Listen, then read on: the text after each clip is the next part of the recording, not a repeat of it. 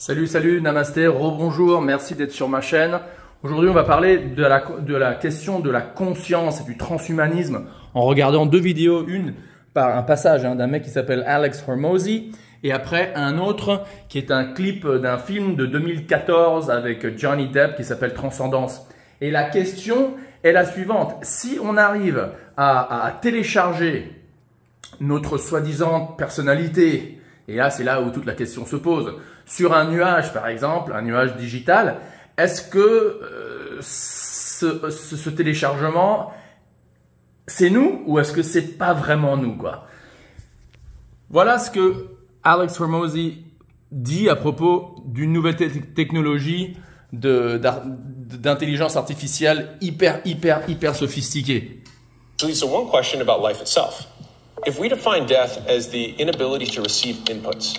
Donc si on définit la mort comme notre incapacité de recevoir de l'information, you die, you can't receive inputs anymore. And tu meurs, tu peux plus recevoir quoi que ce soit. Define personality as the conglomerate of our actions and behaviors. Alors, et notre personnalité, c'est donc le conglomérat, la totalité de toutes nos actions et de nos comportements, hein, en tant que résultat de nos expériences passées. Donc c'est ça sa définition de la vie, et ça on va en discuter dans quelques minutes. All of our past experiences. Then, if I were to upload my thoughts and behaviors and past experiences, how I talk, how I speak, how I think, etc., into a cloud drive, and then et donc si je téléchargeais tout ça sur un nuage, it were able to pass the Turing test, everybody I know couldn't tell whether it was me or. Et à ce moment-là, donc les gens que je connais, par exemple, pourraient plus savoir si c'est vraiment moi ou si c'est juste la version, disons, digitale ou robotique de soi-disant moi. Robot version of me, then is it me? And if.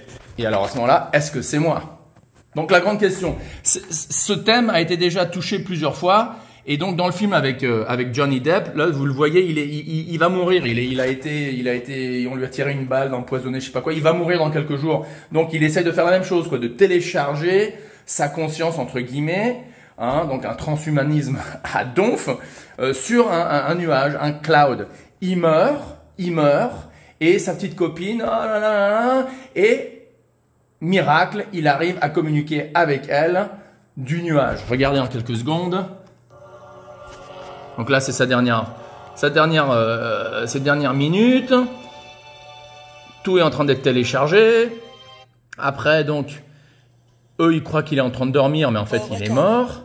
Réveille-toi, réveille-toi. Et ils se rendent compte que, oh non, il est mort. Donc, hyper triste. Oh non, tragique. Ok. Après, ils vont dans le labo. Et là, donc, vous voyez, ils essayent de récupérer Johnny, quoi. Ils essayent de récupérer Johnny du nuage. Et donc ils disent oh, on n'y arrive pas, allez éteins tout ça. Donc il éteint et regardez ce qui se passe. Juste quand il éteint, ah, is anyone there? Alors après quelques instants plus tard, ils remettent la machine en marche. Non mais attends, mais est-ce que c'est Johnny? Est-ce que c'est Johnny qui nous parle? Et finalement regardez, voilà, le suspense. C'est peut-être lui. Oh là là, est-ce que vous m'entendez? Non, c'est pas vrai. Johnny. Elle lui écrit quelque chose. Et après, lui, il l'appelle par son nom, Evelyne.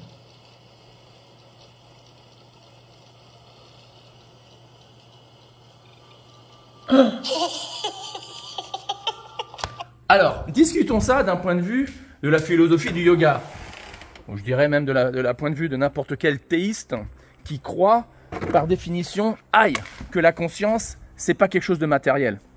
Eh ben là, pour citer la tradition asiatique, la tradition du yoga en particulier, la tradition, védique, le Vedanta, bon, il y a plein de termes.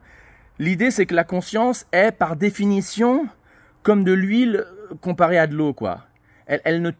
Bien qu'elle touche, entre guillemets, la matière, il y a toujours une séparation radicale entre la conscience, qui est spirituelle par définition, et la matière, aussi subtile qu'elle soit. Et donc cette notion physique, en fait, ce qu'on voit là, c'est un agenda, bon, transhumaniste d'abord, avec plein de problèmes moraux, bien sûr, voire le Matrix, mais après il y a cette notion philosophique comme prémisse, qui, moi, je dirais, est fausse, est absolument fausse, et non seulement elle est fausse, elle est violente, elle est violente, elle est mauvaise. C'est cette idée du physicalisme.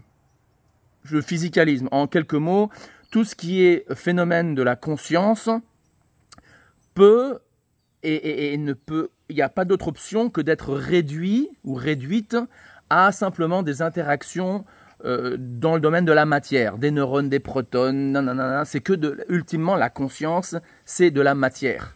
Et donc si c'est de la matière, on peut tout à fait télécharger ça sur un nuage.